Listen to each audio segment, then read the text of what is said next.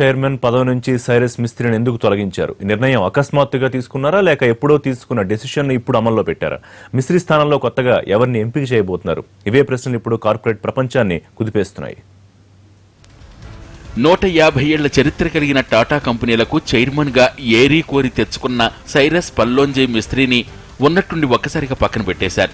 ఈ నిర్ణయం కార్పొరేట్ ప్రపంచాన్ని విస్తుపోయేలా చేసింది. మిస్త్రీని తప్పించడం వెనుక కారణాలేంటా అన్నది ఇప్పుడు హాట్ టాపిక్ గా మారింది. టాటా గ్రూప్ కూడా ఎలాంటి కారణాలు వెల్లడించకపోవడం పలు అనుమానాలకు తావిస్తోంది.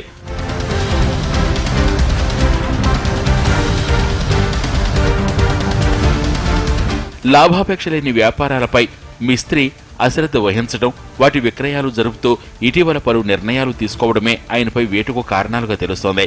సైరస్ మిస్త్రీ నేతృత్వంలోనే యూరప్లోని ఉక్కు వ్యాపారాన్ని విక్రయించినట్లు టాటా స్టీల్ ప్రకటించింది.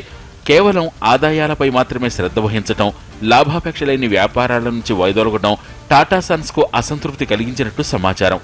అటు 2014-15లో $108 బిలియన్ టాటా టర్నోవర్ 2015-16లో $103 బిలియన్ పడిపోయింది. దీనికి తోడు గతేడాది $23.4 బిలియన్ ఉన్న రుణాలు ఈ ఏడాది $24.5 బిలియన్ పెరిగాయి. ఈ అంశాలన్నీ కలిసి సైరస్ పదవికి ఎసరపెట్టినట్లు భావిస్తున్నారు.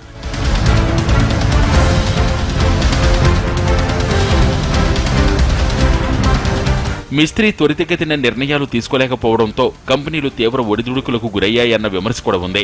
అయితే jewellery brand Tanishq, Tata consultancy సర్వీసులు మాత్రం ఆయన హయాంలోనే ఊహించని ఎదుగుదలను సాధించాయి.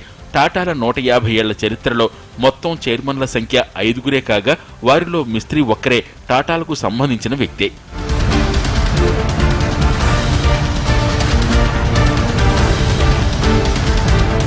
మిస్త్రీ స్థానంలో రతన్ టాటాకు మళ్లీ బాధ్యతలు చేపట్టారు. 4 నెలల్లో కొత్త చైర్మన్ను ఎంపిక చేసే అవకాశాలున్నట్టు సమాచారం. ఇందుకోసం ఓ సెలక్షన్ ప్యానెల్ కూడా ఏర్పాటైంది. ఇందులో రతన్ టాటా, రోనినన్ సేన్, వేణు శ్రీనివాసన్, అమిత్ చంద్ర సభ్యులుగా ఉన్నారు. కొత్త సారథి రేసులో ఇప్పటికే పలువురి పేర్లు వినిపిస్తున్నాయి. అయితే Pepsi CEO Indra Nooyi, TCS CEO Chandrasekaran ఈ రేసులో అందరికంటే ముందున్నట్టు సమాచారం.